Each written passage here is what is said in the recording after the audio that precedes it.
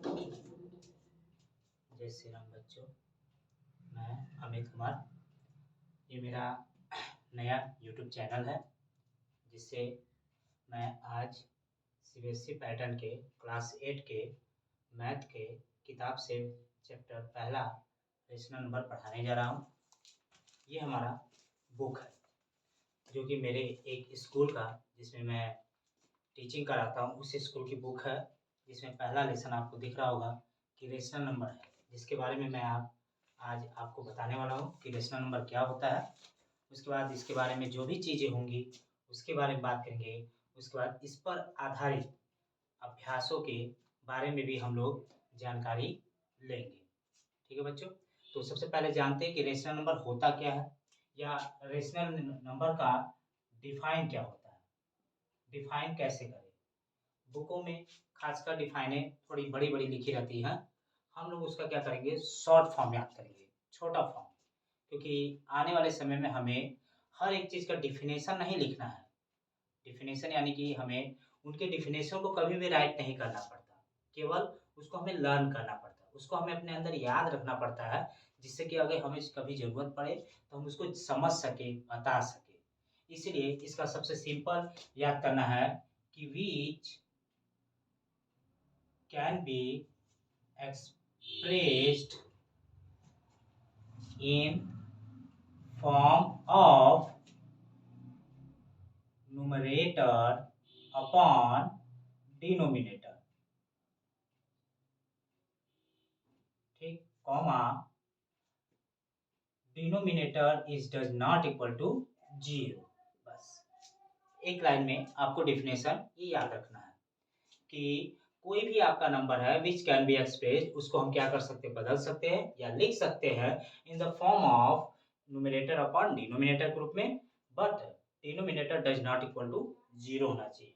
आप कहेंगे कि सर ऐसा ही एक आपका फ्रैक्शन भी होता है, तो क्या फ्रैक्शन रेशनल नंबर इक्वल हो सकते हैं या नहीं? तो हम कहेंगे बिल्कुल भी नहीं। यानी फ्रैक्शन और रेशनल नंबर कुछ स्टेज तक इक्वल हो सकते हैं, लेकिन पूरी तरह से यानी कंप्लीटली आपके इक्वल नहीं हो सकते हैं। ठीक है, तो कैसे? क्योंकि जो फ्रैक्शन होता है वो जो भी p बाई क्यू के फॉर्म में लिखता है वो ऑलवेज पॉजिटिव होने चाहिए, क्योंकि इसमें आपका निगेटिव या जीरो नहीं लिया जाता है। और रेशनल नंबर में आपका तीनों चीज होता है कि आपका पॉजिटिव भी हो सकता है, जीरो भी हो सकता है और निगेटिव भी आप रेशनल नंबर को लिख सकते हैं। एग्जाम्पल के रूप में इधर आपका केवल 2/3, 3/4, 4/5 इस रूप में रहेगा, इधर 1/2, 2/3, 0 और -1/2, -2/3, ये सारी चीजों को आप एक्सप्रेस कर सकते हैं। यानी हम क्या कर सकते हैं कि फ्रैक्शन को रेशनल नंबर तो नहीं कर सकते, हाँ फ्रैक्शन को रेशनल नंबर हम लोग कह सकते हैं, लेकिन रेशनल नंबर को फ्रैक्शन नहीं कह सकते। ठीक है, इसीलिए ये केवल कुछ लिमिटेड होते हैं कि हम इसको कुछ हद तक कर सकते हैं। यहाँ पे आप पढ़े होंगे कि बुक में या पढ़ाए होंगे कोई, तो आप यहाँ पे p बाई क्यू लिखे होंगे, p by q comma q does not equal to 0, कोई दिक्कत नहीं है। आप इस पूरे की जगह पे आप वो चीजें भी आप मेमोराइज कर सकते हैं कि q does not equal to 0। बस आपको ये याद रखना है कि p जो होता है वो न्यूमरेटर होता है, q आपका डिनोमिनेटर। ठीक है, वहाँ पे कुछ भी आप याद कर सकते हैं, जरूरी नहीं है कि p बाई क्यू ही हो, आपका a बाई बी हो सकता है, m बाई n हो सकता है, k बाई l हो सकता है, कुछ भी x बाई अपान y हो सकता है। आप किसी भी अंग्रेजी यानी इंग्लिश अल्फाबेट के रूप में इसको रिटन लिख सकते हैं। बस आपको ये याद रखना है कि p और q आपका क्या होना चाहिए कि ये कोई भी संख्या, यानी p आपका सभी प्रकार के नंबर को ले सकते हैं, लेकिन q जो होता है वो आपके सभी प्रकार के नंबर नहीं ले सकते। q को, जीरो को छोड़ के आप कोई भी नंबर वहां पे लिख सकते हैं। ये चीजों के लिए आपको ध्यान रखना है। तो ये बात हो गई रेशनल नंबर की कि रेशनल नंबर आप पहचानोगे कैसे। कोई भी रेशनल नंबर आपका हमेशा न्यूमरेटर अपॉन डिनोमिनेटर में होगा, वो पॉजिटिव होगा तो भी होगा, जीरो होगा तो भी है, और अगर निगेटिव रूप में है तो भी आपका वो रेशनल नंबर के अंतर्गत आएगा। फिर उसके बाद किताब के माध्यम से फिर उसके बाद पॉजिटिव रेशनल नंबर दिया है, तो यहाँ पे आपको दिख रहा है कि which rational number is sign is plus, यानी जिस रेशनल नंबर के आगे का साइन प्लस होता है उसे हम क्या करते हैं, पॉजिटिव रेशनल नंबर कहेंगे।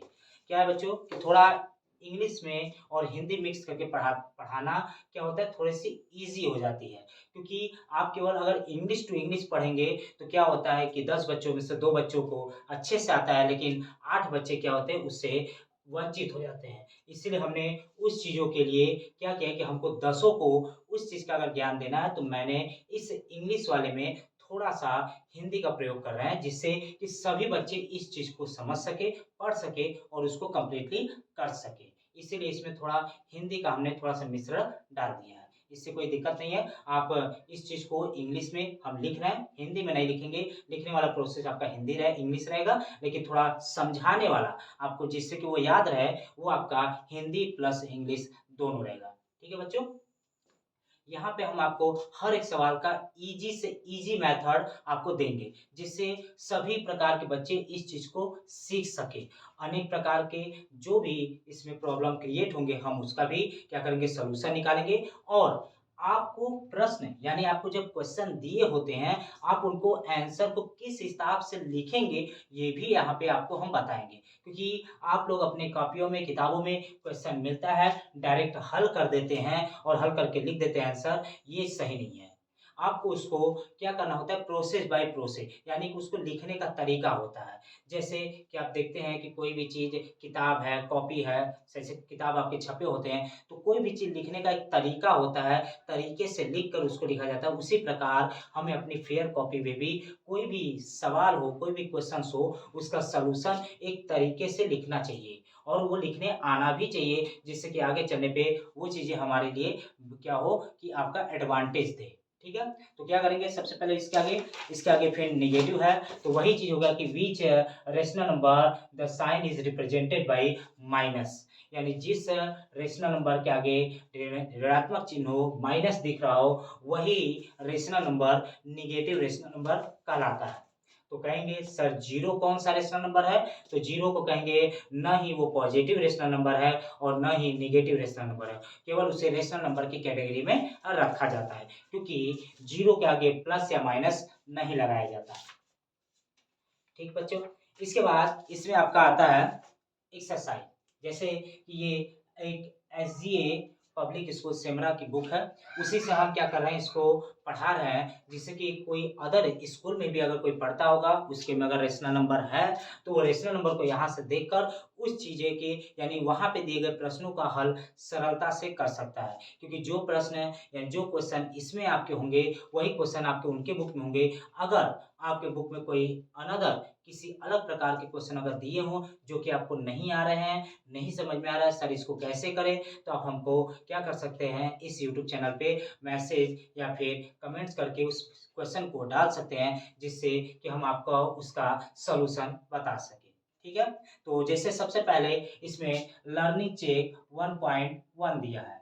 तो सबसे पहले हमको ये दिमाग में रखना होता है कि प्रश्न यानी क्वेश्चंस क्या हमको बता रहा है, यानी क्वेश्चन में गिवन क्या है, क्या हमको दे रहा है, उसी के आधार पे हम क्वेश्चंस लगाते हैं। क्वेश्चंस का आंसर निकालना मतलब नहीं होता है, आंसर से कोई मतलब नहीं है। आपको उसके क्वेश्चन के अकॉर्डिंग, क्वेश्चंस में जो भी स्टेटमेंट लिखे होते हैं उसके अकॉर्डिंग आपको क्या करना है कि सॉल्यूशन करने पड़ते हैं, आंसर चाहे जो भी आए। आंसर का मतलब नहीं है कि जो आंसर इसका दिया हो बुक के पीछे रियली रूप में वो सही हो। अगर हम उसको सही तरीके से करते हैं, सही मेथड से करते हैं और अच्छे से हल करते हैं, अगर आंसर आ गया, वो आंसर ऑटोमैटिक है कि आपके आंसर के पीछे वाले बुक से मैच करेगा। इसके लिए कोई भी ज़्यादा टेंशन लेने की ज़रूरत नहीं होती है। ठीक है?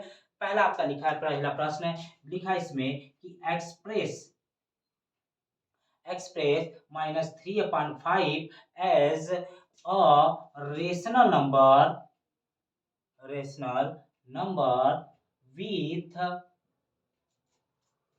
denominator।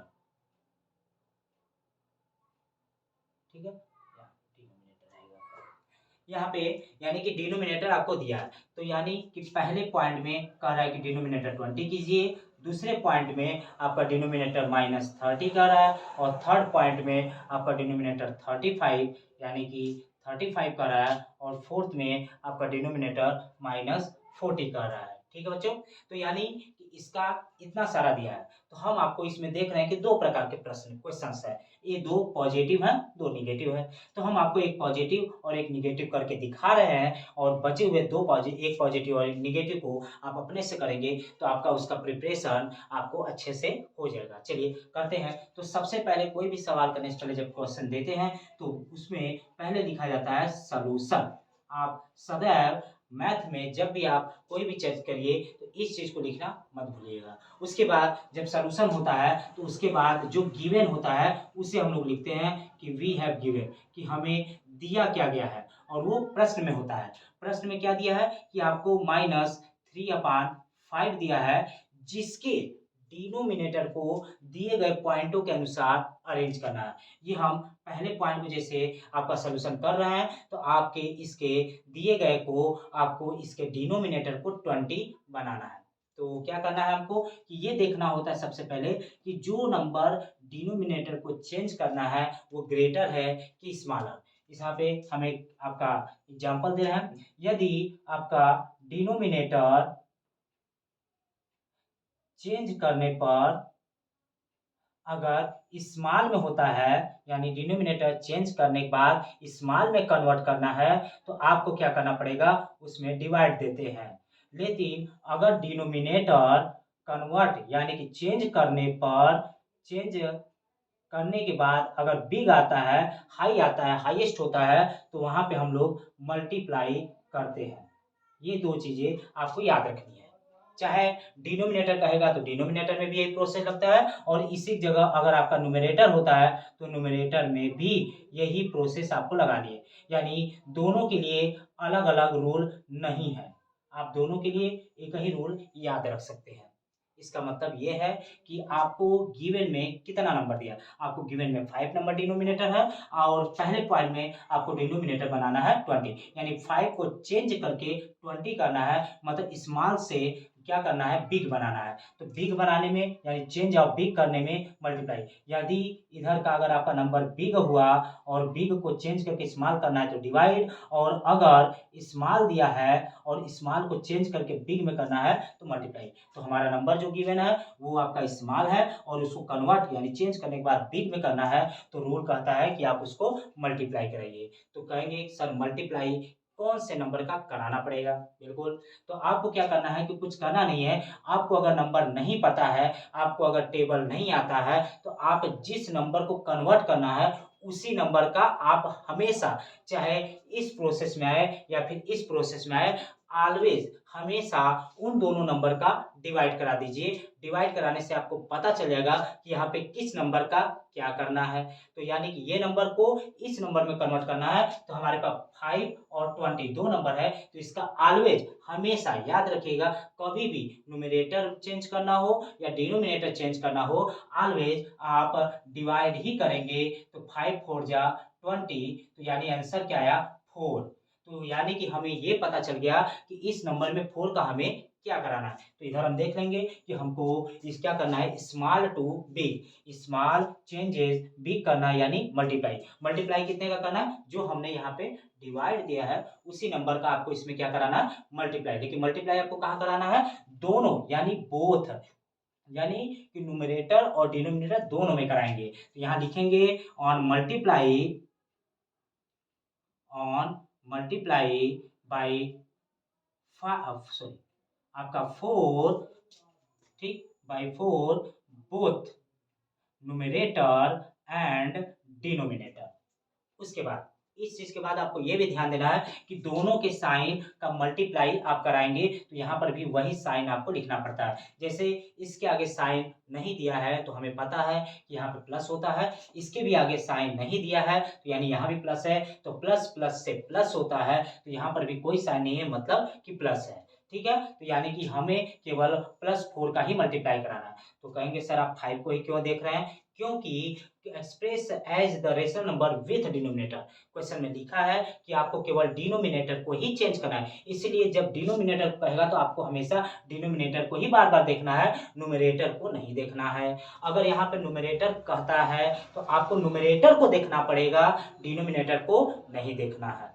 ये आप ध्यान रखिएगा कि जिसको चेंजेस करने के लिए कहेगा आपको केवल उन्हीं नंबरों को देखना है, बाकी किसी नंबर का क्या है इसे नहीं देखना है। तो यानी कि मल्टीप्लाई 4 कराना है तो नीचे वाले स्टेप में लिखेंगे 3/5 मल्टीप्लाई ऊपर भी 4 न्यूमरेटर में भी और डिनोमिनेटर में भी मल्टीप्लाई करा दीजिए। तो 3 4 जा कितना आ जाएगा 12, ऊपर माइनस है तो माइनस और नीचे 5 4 जा 20, जिससे कि आप देख रहे होंगे कि आपका डिनोमिनेटर पहले पॉइंट का जैसे 20 दिया है तो 20 बन चुका है। ठीक है, तो यानी इस वाले का जो भी क्वेश्चन आपको गिवन था उसको आपने डिनोमिनेटर चेंज करके 20 बनाया तो वह रेशनल नंबर आपका -12/20 प्राप्त हो गया। तो ये आपका क्या हो गया, यहाँ से ये आंसर हो गया। तो इस तरीके से आप किसी भी प्रश्न को करना होता है, ये नहीं कि आपको डायरेक्ट मिला -3/5 × 4 × 4 बराबर -12/20, ये कोई भी तरीका नहीं होता है। इसका क्या मतलब है क्या नहीं है कोई मतलब नहीं है, इसलिए लिखने के तरीके आपको थोड़ा सीखने पड़ेंगे। कोई दिक्कत नहीं है, आप ऐसे कर सकते हैं तो हो सकता है सूटेबल हो, कोई प्रॉब्लम नहीं, आप सीख सकते हो। लेकिन कभी भी आने वाले समय में आपको ये चीज़ें डायरेक्टली यानी थोड़े से ये अच्छे तरीके से सीखना पड़ेगा ही। ठीक है बच्चों? हाँ, अगर आप इसके चाहें तो सामने हर के आगे इसे लगा सकते हैं। ये आपको बताता है कि अगला स्टेप कहाँ का है। ये और भी इफ़ेक्ट डालता है, जिससे जो भी टीचर अगर आपके प्रश्नों को देखेगा तो ये समझेगा कि इसके स्टेप के बाद ये वाला स्टेप है और इस स्टेप के बाद ये वाला स्टेप है। ये थोड़ा-सा अच्छा प्रोसेस है, तो बाकी आपके ऊपर है, आप जैसे वैसे कर सकते हैं। चलिए, पहला क्वेश्चन हो गया, एक प्लस वाला हो गया, अब एक माइनस वाला हम लोग देखते हैं। चलिए, सेम प्रोसेस आपको बस याद रखने हैं, नंबर आपका वही रहेगा, क्योंकि आपको एक्सप्रेस -3/5 को ही करना है, लेकिन इस बार डिनोमिनेटर चेंज हो गया। इस बार हम क्वेश्चन नंबर यानी पॉइंट 2 को कन्वर्ट कर रहे हैं। प्रोसेस वही, फिर आपको क्या करना है, 2 नंबर आपको देखना है, किसको डिने डिनोमिनेटर को एक्सप्रेस करना है। डिनोमिनेटर कितना है 5 और किसमें एक्सप्रेस करना है -30 में एक्सप्रेस करना है। ठीक है, तो यानी कि हमें ये पता करना है कि इसमें हम किस नंबर का क्या कराएंगे। फिर वही प्रोसेस हमने बोला है, ऑलवेज डिवाइड, तो आप 5 का -30 में डिवाइड कर दीजिए तो कितना हो जाएगा 6 5 जा 30, यहाँ पे ये कट जाएगा और यहाँ पे माइनस है तो आंसर में भी क्या आ जाएगा माइनस। आप यहाँ से इस चीज को पता कर सकते हैं एकदम अच्छे से, आपको ज्यादा सोचना नहीं पड़ेगा कि कब प्लस लगाए कब माइनस, जैसा दिया है डिवाइड करने में जो भी आंसर आएगा वो आपको यहाँ पे पता चल जाएगा तुरंत कि माइनस में है तो आंसर माइनस में आएगा, प्लस में है तो आंसर प्लस में आएगा, जो आंसर आएगा आपको उसी को। तो फिर क्या करना है, फिर क्या करना था 5 से 30 कन्वर्ट करना है, माइनस नहीं देखना है, क्योंकि अगर आप माइनस देखोगे तो ये बिग हो जाएगा और ये स्मॉल, आपको माइनस इसमें कन्वर्ट करने में नहीं देखना होता, आपको नंबर देखना है केवल। तो नंबर आपने जब देखा तो 5 से 30 करना मतलब स्मॉल टू बिग, तो स्मॉल चेंजेस बी क्या कराना है मल्टीप्लाई कराना है, मतलब जो हमारा डिवाइड करने पे नंबर है उसी का मल्टीप्लाई इसमें हमें फिल कराना है। चलिए लिख दीजिए पीछे की तरफ, on multiply by -6 both numerator and denominator. ठीक है, तो ये हो गया आपका पहला स्टेप। दूसरे स्टेप में चलिए लिख दीजिए -3/5 मल्टीप्लाई ऊपर भी -6 और नीचे भी -6 मल्टीप्लाई करा दीजिए, माइनस माइनस से प्लस, 3 6 जा 18 और अपान 5 6 जा 13, यहाँ पे प्लस है, प्लस माइनस से माइनस। आप यहाँ पे प्लस चाहे तो लिख भी सकते हैं, नहीं भी लिख सकते, जैसी आपकी इच्छा हो वैसे कर सकते हैं और आपका आंसर इजी तरीके से आराम से आ जाएगा। हमको केवल डिनोमिनेटर से मतलब है, न्यूमरेटर क्या है क्या नहीं है उससे हमें कोई मतलब नहीं है। तो आपने देखा कि हमारा डिनोमिनेटर 5 था, हमें किसमें कन्वर्ट करना था -30 में, तो 5 को हमने लेके चला और लास्ट में जब हमारा आंसर आया तो उसमें हम देख रहे हैं कि डिनोमिनेटर हमारा -30 कन्वर्ट हो चुका है, जिससे आपका ये सवाल अच्छे से कंप्लीट हो जाएगा। इसी तरीके से आप क्वेश्चन नंबर 3 और 4 को इटसेल्फ डू योरसेल्फ अपने तरीके से करेंगे और इसी तरीके करेंगे तो बेहतर रिजल्ट मिलेगा। ठीक है बच्चों, आज के लिए हमारा इतना ही रहेगा, अगला पार्ट कल देंगे। जय श्री राम, धन्यवाद।